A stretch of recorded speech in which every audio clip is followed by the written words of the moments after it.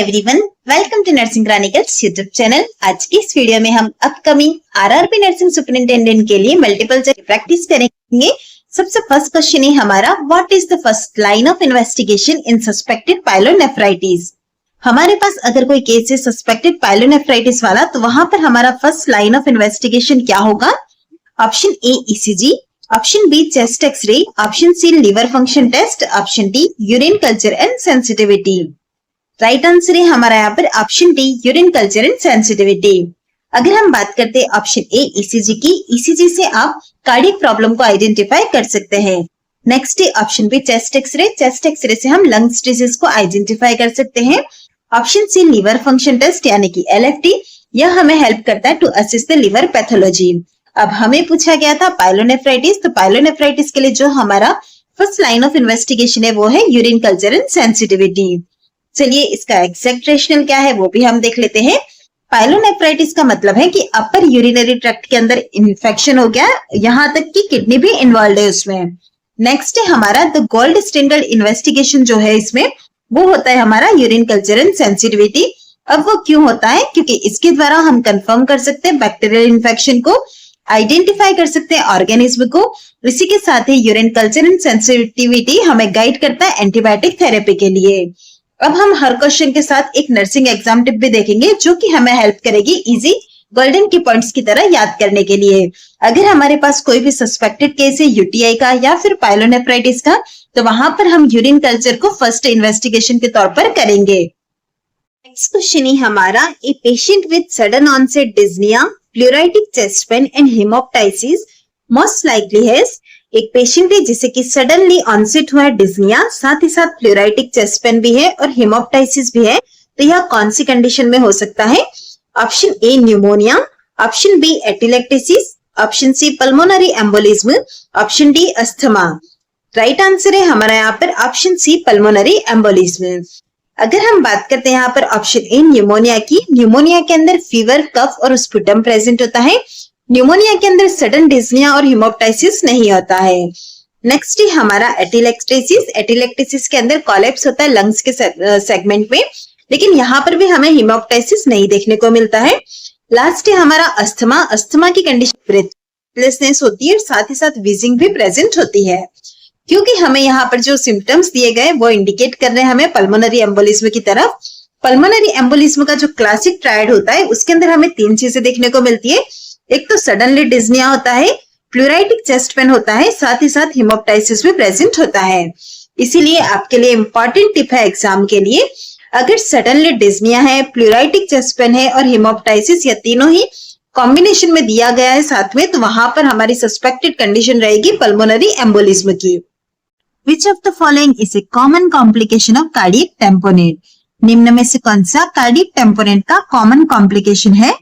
Option A stroke, option B arrhythmia, option C pulmonary embolism, option D hyperkalaemia.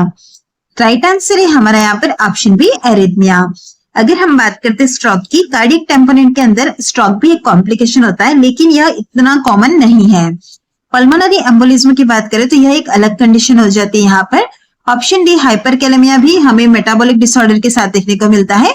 हमें यहाँ पर पूछा गया common complication of cardiac tamponade, तो वो रहेगा हमारा एरिथमिया। चलिए देखते हैं कि हम एरिथमिया किस तरह से डेवलप होता है। सबसे फर्स्ट हमारा कंडीशन है कार्डियक टेम्पोनेट। कार्डियक टेम्पोनेट की वजह से क्या होता है, हार्ट जो है वो कंप्रेस होगा। हार्ट के कंप्रेशन की वजह से कार्डियक आउटपुट डिक्रीज होता है, और अगर कार्डियक आउटपुट डिक्रीज हो रहा है तो इसकी वजह से इलेक्ट्रिकल इंस्टेबिलिटी होती है हार्ट की, जिसकी वजह से एरिथमिया डेवलप होता है। नेक्स्ट क्वेश्चन है हमारा, the placenta is originated from. Placenta का ओरिजिनेशन किससे होता है? Option A myocardium, option B decidua vera, option C decidua capsularis, option D chorion frondosum. Right answer है हमारा यहाँ पर ऑप्शन डी कोरियन फ्रंडोसम से प्लेसेंटा का ओरिजिनेट होता है। चलिए आते हैं इसके रेशनल पर। प्लेसेंटा जो होता है उसके दो पार्ट्स होते हैं, आपको पता होगा। एक पार्ट होता है फिटल पार्ट और दूसरा होता है मैटरनल पार्ट। फिटल पार्ट का जो डेवलपमेंट होता है वो होता है कोरियन फ्रंडोसम से, और मैटरनल पार्ट का जो डेवलपमेंट होता है वो होता है डेसिडुआ बेसिलिस से। इसीलिए अगर आपसे एग्जाम के अंदर पूछा जाता है तो इम्पोर्टेंट टिप हमारी यह रहती है कि placenta develop from chorion frondosum plus decidua इन दोनों से ही इसका डेवलपमेंट होता है। क्योंकि हमें ऑप्शंस के अंदर दिया गया था कोरियन फ्रेंडोसोम, तो इसीलिए हमने उसे राइट आंसर कंसीडर किया था। नेक्स्ट क्वेश्चन है हमारा, major side effect of haloperidol is. Haloperidol का मेजर साइड इफेक्ट क्या है? Option A anorexia, option B dry mouth, option C drowsiness, option D extrapyramidal symptoms. Right answer है हमारा यहाँ पर option D extrapyramidal symptom. चलिए इसका rational भी हम देख लेते हैं। Haloperidol is a typical antipsychotic first generation which strongly blocks dopamine. Haloperidol जो होती है वो कौन सी क्लास की एंटीसाइकोटिक है? टिपिकल यानी कि फर्स्ट जनरेशन की एंटीसाइकोटिक है। यह एंटीसाइकोटिक स्ट्रांगली ब्लॉक कर देती है डोपामिन को, जिसकी वजह से ईपीएस यानी कि एक्स्ट्रा पैरामिडल सिम्टम होते हैं।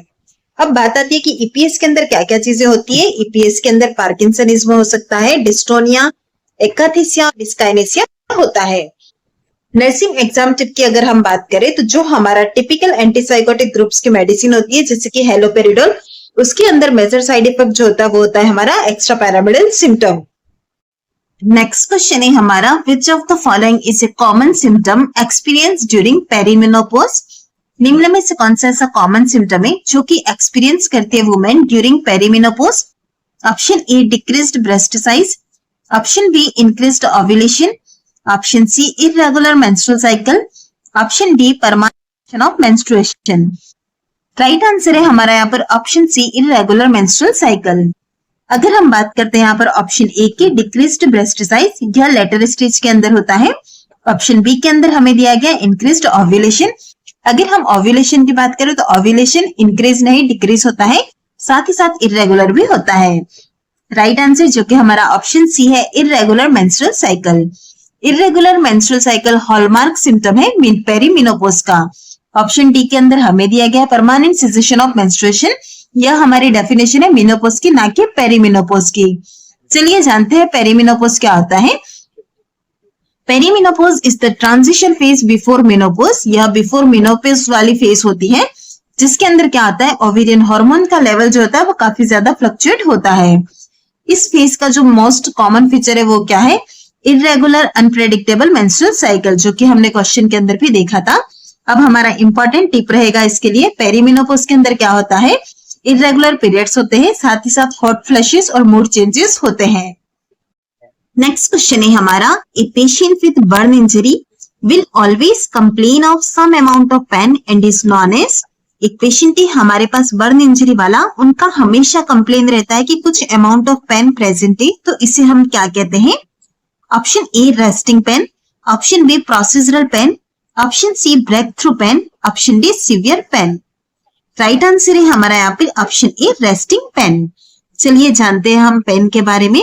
पेशेंट हमेशा डिफरेंट टाइप का पेन जो होता है उसे एक्सपीरियंस करता है, जिसके अंदर सबसे फर्स्ट आता है रेस्टिंग पेन। रेस्टिंग पेन मतलब क्या होता है? कंटिन्यूअस बेसलाइन पेन होता है। इवन पेशेंट हमारा रेस्ट कर रहा है तो भी पेशेंट को पेन फील होता है, वो हमारा रेस्टिंग पेन कहलाता है। सेकेंड पेन होता है प्रोसीजरल पेन। प्रोसीजरल पेन जैसा इसके नाम से इंडिकेट है, अगर कोई प्रोसीजर हो रहा है जैसे कि ड्यूरिंग ड्रेसिंग और डिब्राइडमेंट करते वक्त पेन हो रहा होता है तो उसे प्रोसीजरल पेन कहा जाता है। नेक्स्ट है हमारा breakthrough pain. Breakthrough pain का मतलब होता है सडन इंक्रीज डिस्पाइट मेडिकेशन, वो हमारा ब्रेक थ्रू पेन कहलाता है।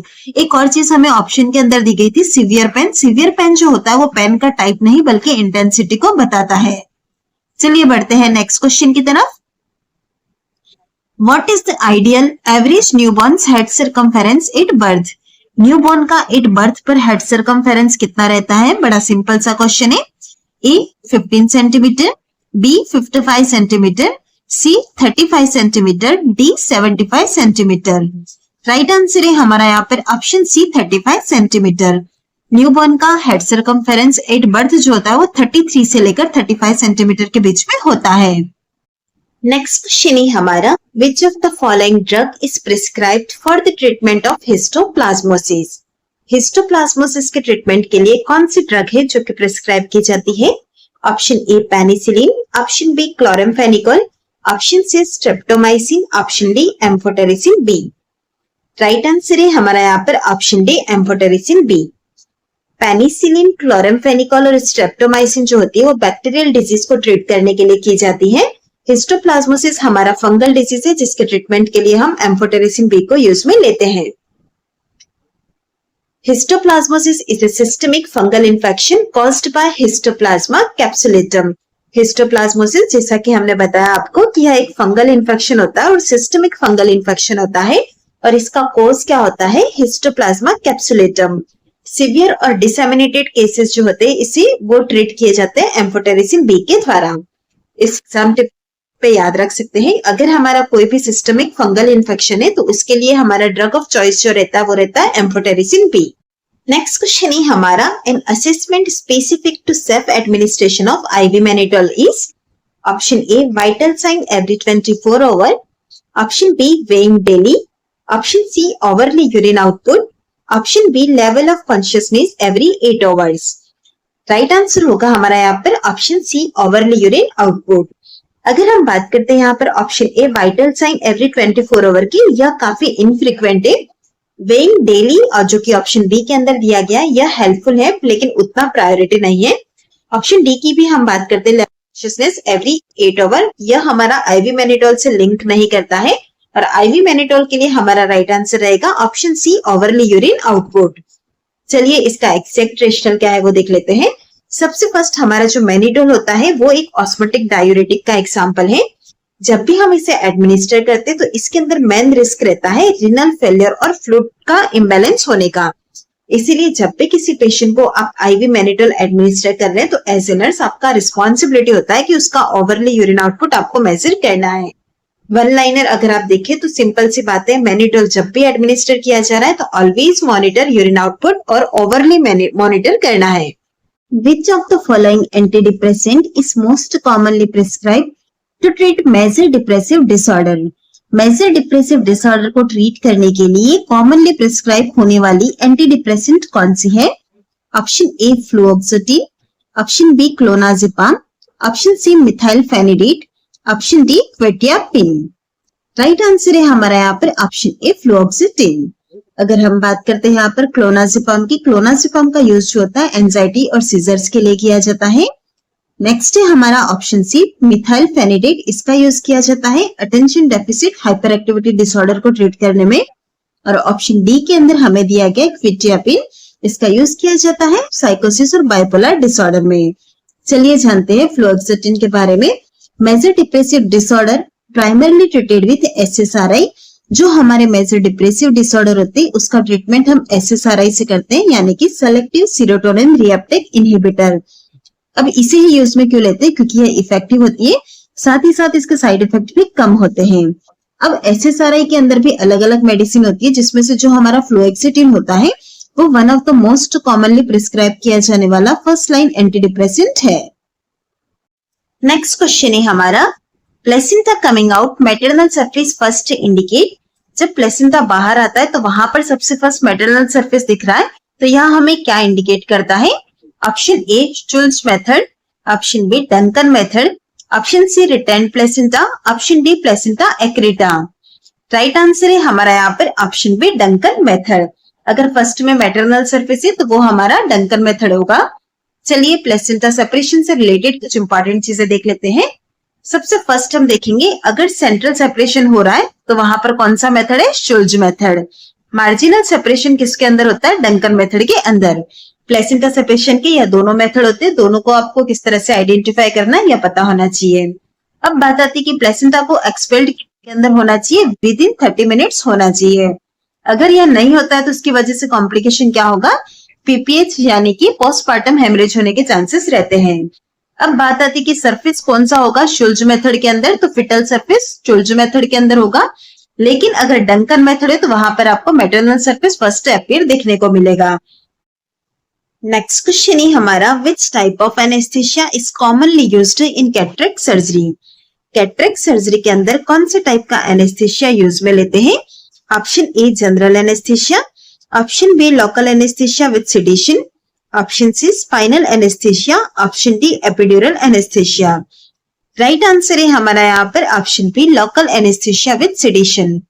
Cataract surgery short minimal invasive micro surgical eye procedure होता है, जिसके लिए सबसे सेफ और प्रेफर्ड टाइप का जो एनेस्थीसिया होता है वो होता है लोकल एनेस्थीसिया विद सेडेशन। इसलिए यहाँ पर हमारा ऑप्शन भी राइट आंसर होगा। नेक्स्ट क्वेश्चन है हमारा, Gardasil 9 vaccine provides protection mainly against. Gardasil 9 vaccine जो होता है वो मेनली प्रोटेक्शन हमें कौन सी डिजीज के लिए प्रोवाइड करता है? Option A all sexually transmitted infections, option B all cancers, option C HPV related cancers and genital warts, option D infertility. Right answer है हमारा यहाँ पर option C HPV related cancers and genital wart. Gardasil 9 vaccine जो होता है वो HPV के 9 types के अगेंस्ट प्रोटेक्शन प्रोवाइड करता है। इसके अंदर जो डिजीज कवर होती है वो होती है हमारी एचपीवी रिलेटेड कैंसर, जैसे कि सर्वाइकल कैंसर और जेनाइटल वार्ड्स आते हैं। अब बात आती है कि इस वैक्सीन के कितने डोज दिए जाते हैं, तो 2 डोज दिए जाते हैं और रूट ऑफ एडमिनिस्ट्रेशन इसका इंट्रामस्कुलर होता है। एक और इम्पोर्टेंट चीज, गार्डासिल 9 वैक्सीन से रिलेटेड, इसे प्रेगनेंसी के अंदर एडमिनिस्टर नहीं किया जाता है। प्रेगनेंसी इस वैक्सीन के लिए कॉन्ट्राइंडिकेटेड होती है। नेक्स्ट क्वेश्चन है हमारा, oxytocin is contraindicated in. Oxytocin किसके अंदर कॉन्ट्राइंडिकेटेड होता है? Option A uterine inertia, option B prolonged labour, option C obstructed labour, option D PROM premature rupture of membrane. Right answer है हमारा यहाँ पर ऑप्शन सी ऑब्स्ट्रक्टेड लेबर। चलिए इसका रेशनल भी हम देख लेते हैं। सबसे फर्स्ट हम देखेंगे ऑब्स्ट्रक्टेड लेबर क्या होता है। ऑब्स्ट्रक्टेड लेबर का मतलब है कि फिटस जो है वो डिसेंड नहीं हो सकता है क्योंकि मैकेनिकली ब्लॉक है। मैकेनिकल ब्लॉक क्यों हो सकता है? सीपीडी की वजह से, यानी कि सिफेलोपेल्विक डिस्प्रपोर्शन होगा तो हो सकता है, माल प्रेजेंटेशन की वजह से, साथ ही साथ पेल्विक कॉन्ट्रैक्शन की वजह से भी हो सकता है। अगर ऐसी कंडीशन के अंदर अगर हमने ऑक्सीटोसिन को एडमिनिस्टर किया तो क्या होगा? यूटेराइन कॉन्ट्रैक्शन तो इंक्रीज हो जाएंगे लेकिन ऑब्स्ट्रक्शन तो रहेगा ही, क्योंकि मैकेनिकली ब्लॉक है तो वहां पर आप कुछ कर नहीं सकते हैं। प्रेशर बिल्ड होगा अगेंस्ट ऑब्स्ट्रक्शन, साथ ही साथ हाई रिस्क होगा यूटेराइन रप्चर, फिटल डिस्ट्रेस और मैटरनल डेथ का। इसीलिए जहां पर ऑब्स्ट्रक्टेड लेबर का कंडीशन है, क्योंकि मैकेनिकली ब्लॉक है, तो वहां पर आपके ऑक्सीटोसिन को नहीं देना है, क्योंकि उसका रीजन है कि काफी हाई रिस्क होता है यूटेराइन के रप्चर का, फिटल डिस्ट्रेस का, इवन मैटरनल डेथ तक हो सकती है। नेक्स्ट क्वेश्चन है हमारा, which complication is more common in bulimia than anorexia. कौन सा ऐसा कॉम्प्लिकेशन है जो कि ज्यादातर हमें कॉमनली बुलिमिया के अंदर देखने को मिलता है as comparison to anorexia? Option A cardiac arrhythmia, option B hypothermia, option C dental erosion, option D lanugo. Right answer है हमारा यहाँ पर ऑप्शन सी डेंटल इरोजन। चलिए इसका रेशनल भी हम देख लेते हैं। बुलिमिया नर्वोसा वाली कंडीशन के अंदर क्या होता है, पेशेंट फ्रिक्वेंटली इंड्यूस करता है वॉमिटिंग को, जिसकी वजह से क्या होता है, गैस्ट्रिक एसिड रिपीटेडली कांटेक्ट में आता है टीथ के, जिसकी वजह से कौन कौन सी कंडीशंस हो सकती है, इनेमल इरोशंस हो सकता है, टूथ सेंसिटिविटी होती है, डेंटल कैरीज और गम डिजीज होती है। मतलब कि टीथ से रिलेटेड जो भी डिजीज है वो कंडीशंस होने के चांसेस रहते हैं, क्योंकि गैस्ट्रिक एसिड जो है वो बार बार उसके कांटेक्ट में आता है। नेक्स्ट क्वेश्चन है हमारा, correct nursing action after giving a sublingual tablet. अगर हमने टैबलेट को सबलिंगुअली दिया है तो वहां पर हमारा करेक्ट नर्सिंग एक्शन क्या होगा? Option A offer water immediately, option B ask patient to swallow saliva, option C instruct not to eat or drink until dissolve, option D ask patient to चेव।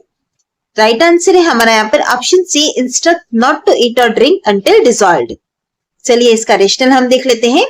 अगर पेशेंट ने sublingual देने वाली tablet को चबा लिया है, खा लिया है, पी लिया है या स्वेलो कर लिया है जल्दी से, तो इसकी वजह से क्या होगा, टैबलेट जो है वो स्वेलो हो जाएगी। स्वेलो होने की वजह से क्या होगा, टैबलेट स्टमक के अंदर पहुंच जाएगी। स्टमक में पहुंचने से क्या होगा, फर्स्ट पास मेटाबॉलिज्म इसका लीवर में हो जाएगा, जिसकी वजह से जो हमारे ड्रग का इफेक्ट था वो कम हो जाएगा या फिर लॉस्ट हो जाएगा। इसीलिए एग्जाम पॉइंट ऑफ व्यू से आपको इंपॉर्टेंट एक चीज याद रखनी है, जब भी कोई मेडिसिन आपको सबलिंगुअल टैबलेट में देनी है तो हमेशा पेशेंट को एडवाइस करना है कि इसे कहां पर रखना है, अंडर टंग रखना है, इसे चबाना नहीं है, ना ही स्वेलो करना है, ना ही इसके साथ पानी पीना है। नेक्स्ट क्वेश्चन है हमारा, Z track method is most commonly used for. Z track method most commonly किसके लिए यूज में लिया जाता है? Option A insulin, option B iron dextran, option C heparin, option D vaccine. Right answer है हमारा यहाँ पर ऑप्शन बी आयरन डेक्स्ट्रान। चलिए इसका रेशनल भी हम देख लेते हैं। आयरन डेक्स्ट्रान एक इरिटेटिंग डार्क कलर की मेडिसिन होती है जिसे कि हम इंट्रामस्कुलरली एडमिनिस्टर करते हैं। अगर यह सबक्यूटेनियस टिश्यूज के अंदर लीक हो जाती है तो इसकी वजह से क्या होगा, सीवियर पेन हो सकता है, टिश्यू इरिटेशन और नेक हो सकता है, साथ ही साथ परमानेंट ब्राउन स्किन स्टेनिंग भी होती है। इसीलिए जब भी हम आयरन डेक्स्ट्रान को एडमिनिस्टर करते हैं तो उस ड्रग के लिए हमारा मोस्ट कॉमन मेथड जो होता है वो होता है जेट्रिक मेथड को यूज में लेना।